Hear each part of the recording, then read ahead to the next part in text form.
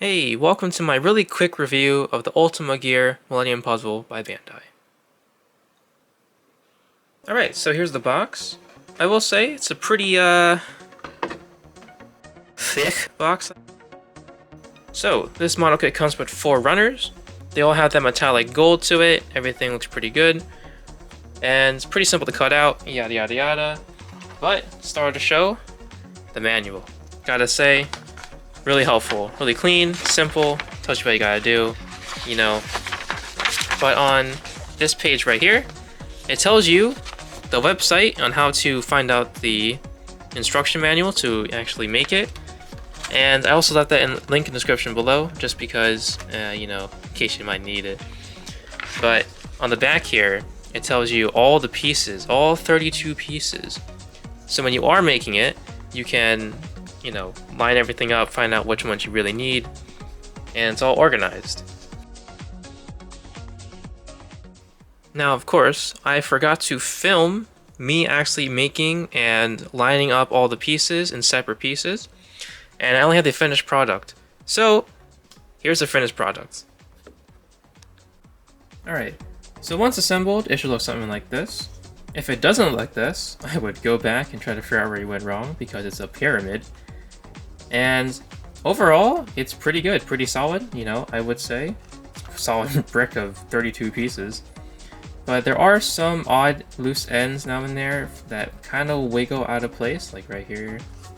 Mostly this one. It's not really the end of the world, it's more just like, if you play with it too much, then you might force this out. But it's pretty locked in there due to how the puzzle was constructed. The most difficult part, I would say, is this top piece, because this top piece needs to fit on, you know, flush with this piece, the middle piece. And in order to get this piece onto the middle, you have to slide it on. And I would recommend sanding these 4 corners, because it's crazy how tight they were, and you're definitely not going to get it if you don't sand it down. This whole kit, it was a very tight fit for all the pieces, and there are some points where you had to stretch things just a tiny bit, just so it could fit, but overall, it's pretty good. If I were to panel line this, I would say right here, the middle eyeball section. I didn't panel line mine because I feel like it doesn't really need it, to be honest. But if you're pretty good with it, and you think it needs to pop out just a tiny bit more, that's what I would do. And if you ever choose to wear this, I would say, yeah, you probably can. It supports it pretty well. It shakes around pretty good. And my only concern would be if these edges start stabbing into you, because they're very sharp. So I obviously didn't do any sort of actual drop test, because I don't actually want to break the thing. But if you know, I'm assuming it will survive at least one good fall before you have to reassemble it. If you really wanted to have anything to, you know, actually wear in public, I would just 3D print it or something. This is more of a standalone, I would say, in a display case forever type of thing. And as you can see me frantically move the box around, don't mind me, you know, just moving the box around.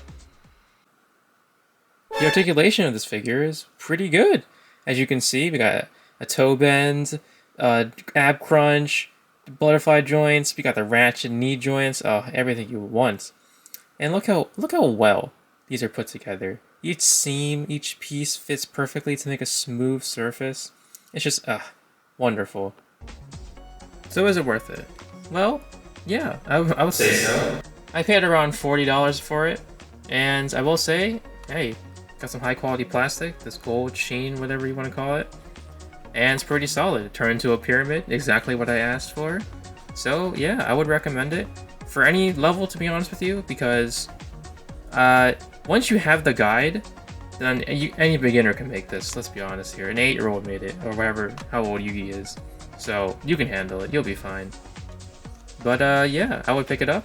Links in the description below, and let me know how it goes.